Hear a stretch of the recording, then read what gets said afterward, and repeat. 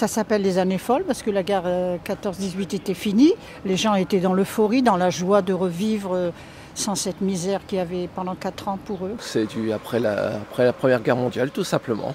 Donc ce sont des années, on va dire, pour rattraper, on va dire, les horreurs de la guerre, simplement. Et sans doute parce que en fait, c'était après la guerre et puis les gens ont retrouvé un peu de bonheur, un peu de plaisir. Et donc, ils faisaient un peu n'importe quoi, entre guillemets.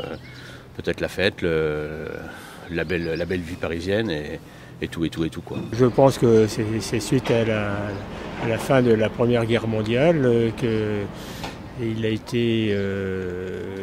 personnes avaient envie de créer, de faire d'autres choses et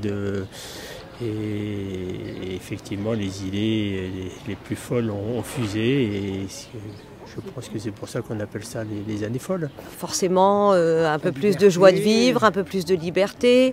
Au niveau de la culture, les ouvertures des cabarets.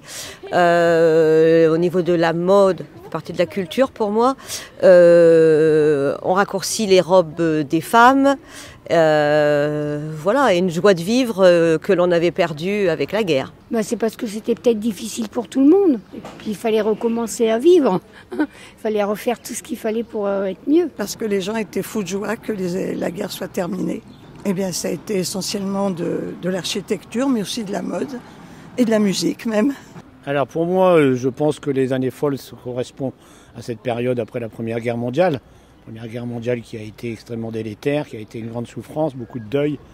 Et donc il y a eu un phénomène de libération, la libération du pays, mais aussi la libération festive, et donc une forme de compensation psychologique qui est tout à fait cohérente. Et il y a eu aussi une certaine libération des mœurs aussi à l'époque, 1920. Donc pour moi c'est l'explication des années folles.